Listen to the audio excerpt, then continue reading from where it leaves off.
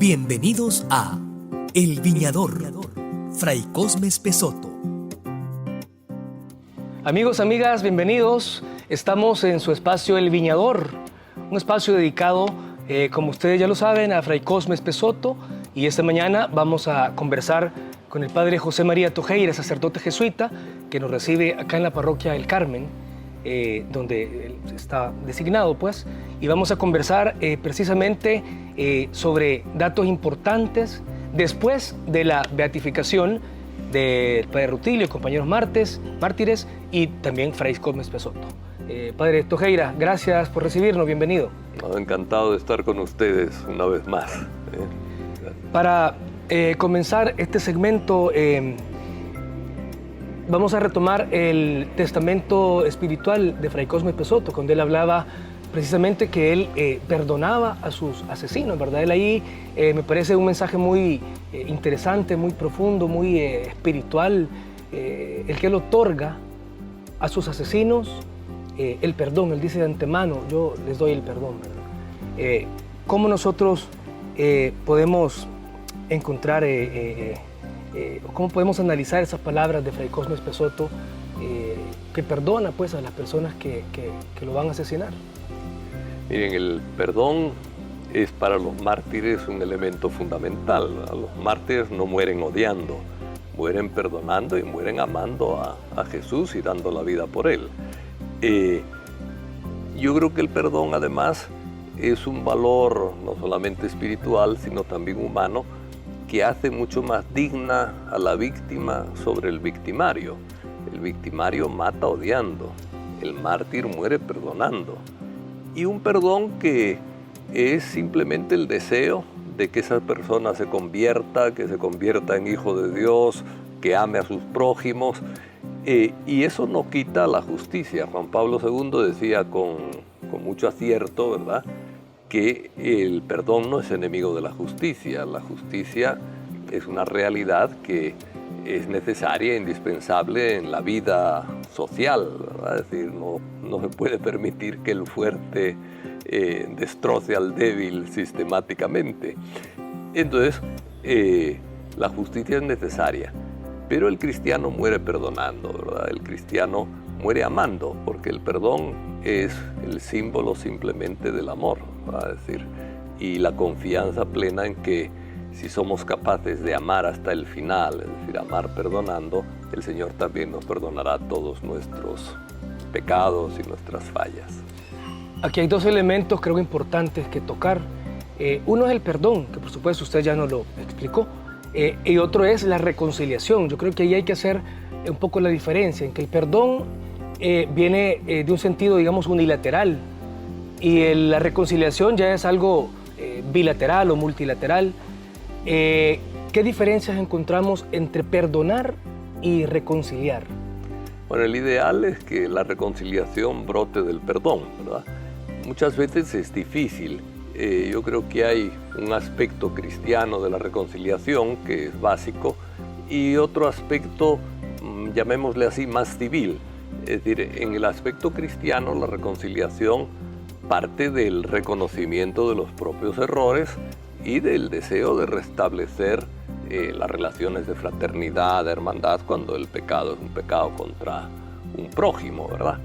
En la reconciliación civil, de lo que se trata es de vivir, por lo menos como ciudadanos que se respetan mutuamente, ¿verdad? Después de los hechos que hayan podido suceder. Yo creo que el cristianismo va más allá en el aspecto de reconciliación que estos aspectos de reconciliación civil, pero que son también importantes porque son como el mínimo, ¿verdad?, que una humanidad civilizada debe respetar, ¿verdad?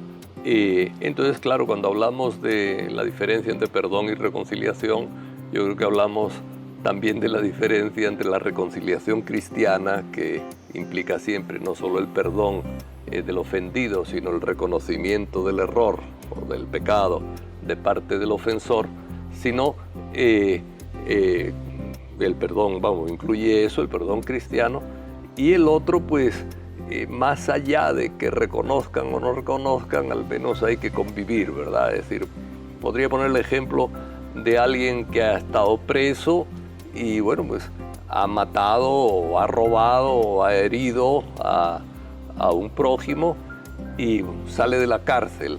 Bueno, el cristiano dice, estoy dispuesto incluso a darle trabajo si él se compromete a ser buena persona, etc. El no cristiano, digamos, o el cristiano indiferente o poco responsable de su cristianismo, pues puede decir, bueno, es decir, hirió, mató, robó, etc. Yo ya no me fío de él, pero ya cumplió la sentencia, pues bueno, cada uno por su lado, ¿verdad? Son dos formas de Y aquí el caso creo que muy típico de este ejemplo, Juan Pablo II, pues. Claro, Juan Pablo II, por ejemplo. Lo hieren de muerte, luego él perdona y busca la reconciliación visitando al asesino. Y después busca el perdón legal también. Claro. Es decir, que eso es muy bonito, ¿verdad? Es decir, que primero establece una relación humana, ¿verdad? Es decir, sin decir, no, que la justicia deje de funcionar, no. Es decir, él perdona y es prójimo, llega a visitar. Y cuando ve de parte de Aliaca que hay un espíritu de reconciliación, pues pide el perdón legal, ¿verdad? Para él, para que lo sacaron anticipadamente de la cárcel. Y aquí al hablar de perdón y reconciliación, realmente creo que es una brecha muy cercana entre una y otra, sí. ¿No? En esta experiencia de investigar o indagar sobre Fray Cosme Pesoto, sobre todo en este espacio, alguna gente y se lo digo tomando lo que la gente nos decía, ¿verdad? ¿Para qué seguir buscando asesinos? ¿Para qué seguir preguntando que quiénes lo mataron? ¿Para qué querer saber sobre quiénes fueron? Si Fray Cosme perdonaron, decían algunos. Fray Cosme ya perdonó, ¿y cuál es el afán de ustedes de estar buscando asesinos? En este caso, ¿considera usted que es necesario también preguntar y hablar sobre los asesinos, buscando reconciliación, pues? Sí, mire, yo creo que la reconciliación, el primer paso de toda reconciliación es la verdad, es decir, y la verdad es, por un lado, una relación entre personas, es decir, pero por otro lado es también una relación social. En realidad, quien tiene que testificar la verdad en una sociedad es el sistema judicial. El sistema judicial busca, cuando hay un pleito, establecer la verdad y dar la razón al ofendido, a la víctima, etcétera, ¿verdad? Entonces, el tema de la verdad es básico a la hora de confesarse, por ejemplo, en nuestra iglesia católica, a la hora de confesarse, uno lo primero que tiene que hacer es el reconocimiento de los pecados, ¿verdad? Es decir, llegar a la verdad. Es decir, no puede uno confesarse sobre la mentira, ¿verdad? Es decir, el primer paso siempre de la reconciliación es la verdad. Y en una sociedad organizada, pues, tiene que haber alguien que testifique cuál es la verdad, ¿verdad? Es decir, claro, nosotros podemos llegar en muchos aspectos a la verdad moral. Y con la verdad moral también perdonar a quienes no se pueda llegar a la verdad social, llamemos la verdad judicial, ¿verdad? Que es la que garantiza la verdad social en el caso de ofensas contra personas. Pero sí, la verdad es importante. En ese sentido, uno puede reconciliarse, pero siempre buscando la verdad, porque si no sabemos la verdad, ¿sobre qué nos vamos a reconciliar? ¿Verdad? Es decir, incluso es bueno para los ofensores que se busque la verdad, porque muchas veces los ofensores encuentran en el silencio y en el ocultamiento la impunidad, y el afirmarse a través de la impunidad, afirmarse en que hicieron bien. Alguien que reconoce la verdad de su mal tiende siempre a comunicarlo, ¿verdad? Aunque sea poca gente, pero lo comunica. Es decir, bueno, ahí ya hay un principio de reconciliación cuando alguien acepta la verdad de su culpa. Pero a nivel social, comunitario, es importante saber quién ha ofendido para invitarle a arrepentirse, ¿verdad? Para invitarle a cambiar de vida, para invitarle a volver al diálogo con la comunidad. Miren, Pablo, por ejemplo, ¿verdad? Pablo fue un perseguidor de los cristianos. Y no negaba eso, al revés lo decía siempre, ¿verdad? Yo decía, bueno, yo soy una especie de aborto del cuerpo apostólico, decía, que llegué de último porque fui perseguidor de la iglesia de Dios, ¿verdad? Es decir, bueno, iba con la verdad por delante, ¿verdad? Y ciertamente hubo reconciliación entre Pablo y el cristianismo, claro que sí, ¿verdad? Es decir, pero siempre con la verdad por delante. Eso era, claro, a la gente, al ofensor, muchas veces le da miedo reconocer la verdad porque se cae en sus esquemas. Generalmente el ofensor, en estos casos de matar sacerdotes, siempre presume de hombre justo, siempre presume de hombre que está con el Estado, con el poder, con la dignidad, con las obligaciones, con las leyes, etc. Y claro, aparecer de repente como un simple delincuente le molesta, ¿va? Pero es necesario para la purificación de esa persona darse cuenta que no hizo bien, ¿verdad? No seguir diciendo que hizo mal. Entonces los cristianos, ¿por qué queremos que el ofensor reconozca su culpa? Bueno, para que se convierta, ¿verdad? Es decir, porque es indispensable el reconocimiento de la verdad para la conversión. Entonces, por amor al ofensor, hay que seguir diciendo, bueno, busquemos quién es. No se trata de venganza, no se trata de querer meter 100 años en la cárcel a nadie, ¿verdad? Ese es otro tema. Uno puede hablar del sistema carcelario y de las penas a veces excesivamente duras que puede haber en el sistema penal salvadoreño. Ese es otro tema que es importante también analizarlo, pero no en este momento. Pero el cristiano lo que no quiere es venganza, sino realmente reconocimiento, arrepentimiento y mejora de la vida. Una pena adecuada, digamos, temporal, a una persona que ha cometido graves delitos, es normal que se le ponga, ¿verdad? Pero siempre una pena que se pueda revisar y viendo si la persona se está readaptando a la vida y está llevando una vida digna dentro de la cárcel, activa, comprometida con el bien, pues uno puede decir, bueno, se le puede ir reduciendo la pena, ¿verdad? Es decir, yo creo que la Iglesia nunca ha sido enemiga del perdón, incluso de las culpas materiales, digamos, que tuvieron atención. Siempre en la historia de la Iglesia, cuando la Iglesia formaba de alguna manera parte del Estado, la Iglesia solía intervenir con mucha frecuencia para limitar las penas que se ponían a los que habían cometido delitos, ¿verdad? Es decir, la Iglesia no quiere venganza, quiere conversión. Y en estos casos de los mártires, no hablamos solamente de estos 4 mártires nuevos, beatos nuevos, ni de San Oscar Romero, sino los jesuitas, Merrick Knowles y los demás sacerdotes, catequistas asesinados. ¿Será que el pueblo ha perdonado a los asesinos, a los hechores? Bueno, yo creo que nuestro pueblo quiere verdad, ¿verdad? Y por eso se alegra tanto con la beatificación, porque a falta de una verdad judicial, la verdad moral satisface enormemente a la gente, ¿verdad?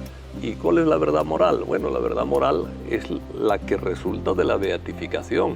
Y estas personas que las mataron como a delincuentes o como a personas agresivas, violentas, etcétera, que las mataron como que fueran cualquier cosa, digamos, estas personas resulta que no eran malos, sino que al revés, ellos son los buenos, ¿verdad? Ellos son las personas de las que debemos tomar ejemplo. Entonces, bueno, la gente dice, al fin se está diciendo la verdad, ¿verdad? Bueno, ya se venía diciendo de antes, ¿verdad? Porque todos decíamos que eran mártires, pero que la Iglesia lo reconozca oficialmente le da una gran alegría a nuestro pueblo, ¿verdad? Porque es el decir la verdad, ¿verdad? Es decir, que lamentablemente la sociedad civil tiene poca capacidad a veces de decir la verdad en estos casos que implican al Estado como parte de las violaciones de los derechos humanos. En estos casos de los mártires, creo que es importante aclarar o hacer la diferencia entre que es importante que haya justicia judicial, digamos, que haya un debido proceso, pero esto no quiere decir que porque hay un proceso va a haber reconciliación o va a haber perdón. Exactamente. ¿Qué diferencia encontramos entre que hay un proceso de la justicia y la reconciliación? Vamos a ver, el proceso satisface los derechos de las víctimas, ¿verdad? Y al mismo tiempo castiga al culpable, pero no toca la relación entre víctima y victimario, ¿verdad? Es decir, el cristianismo toca siempre la relación entre víctima y victimario. Es decir, un cristiano no se puede negar a dialogar, a hablar con el victimario. Hay algunos casos muy bonitos, se habla de, en el campo del derecho de justicia restaurativa, yo creo que está un poco copiado del espíritu cristiano, ¿verdad? Y en la justicia restaurativa se llega pues a un trabajo con las víctimas que les va abriendo incluso no solo a perdonar, sino a dialogar en el perdón con el victimario, ¿verdad? Y aceptar al victimario como prójimo. Ahí a veces es difícil, ¿verdad?, llegar a ese tipo de diálogos, pero sí se ha dado, y en el cristianismo se ha dado con mucha frecuencia, ¿verdad? Y en estos casos hablando de víctimas, ¿qué proceso se debe seguir en este país con nuestra gente, sobre todo si consideramos que todos realmente somos víctimas, no solamente los familiares de los sacerdotes o catequistas? ¿Qué proceso se debe seguir, especialmente con el pueblo, pues, como le digo, con la sociedad, que todos somos víctimas? Sí. Mire, yo creo que es muy importante lo que se suele llamar justicia transicional.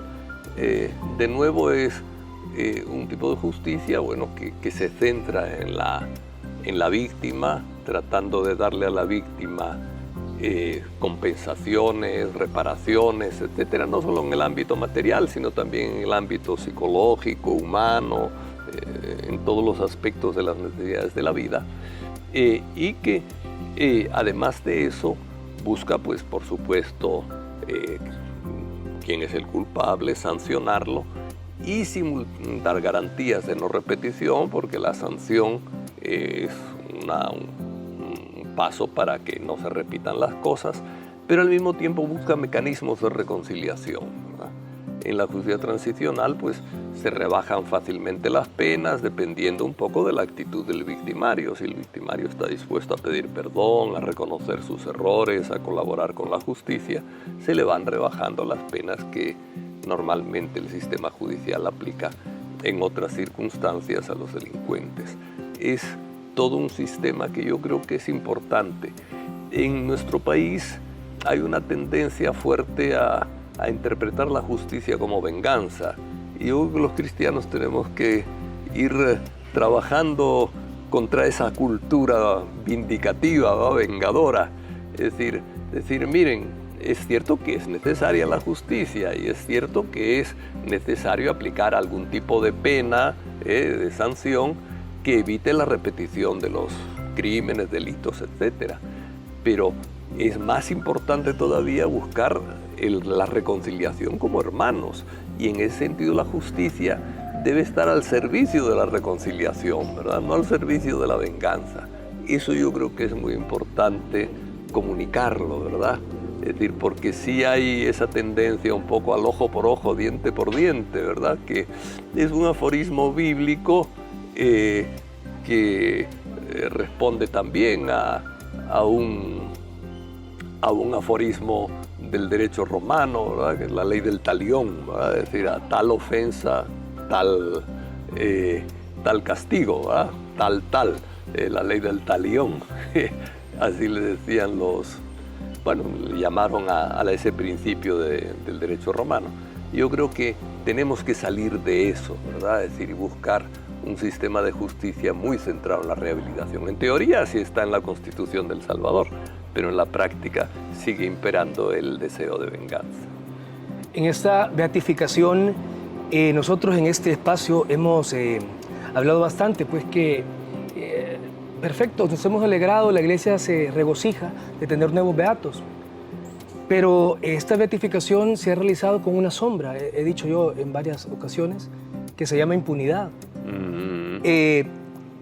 Me parece un poco extraño a mí que tras una beatificación la Iglesia no ha hablado mucho de perdón, la Iglesia no ha hablado mucho de reconciliar, tampoco de hacer justicia.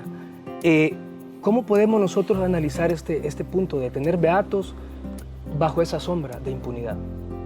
Bueno, yo creo que en algunos aspectos, vamos a poner el caso de Rutilio y es ya un poco difícil en el sentido que han pasado 42 años, ¿verdad? Y un poco difícil en el sentido de justicia, ¿ah?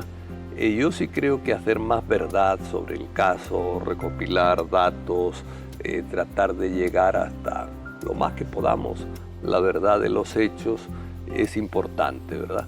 En otros casos más recientes, de hecho el de Cosme Espesotto es mucho más reciente, ¿verdad? Porque es incluso posterior a la muerte de Romero, unos meses.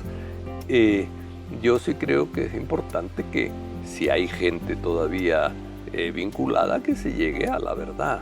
Y bueno, yo creo que con mecanismos de reconciliación adecuados, que son muy importantes, ¿verdad? Que se den.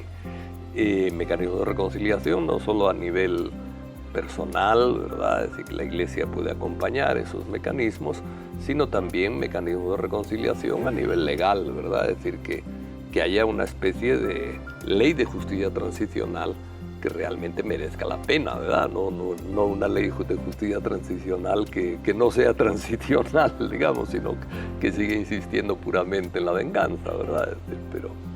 Pero sí, yo creo que el tema impunidad es un tema que aquí en El Salvador hay que resolver.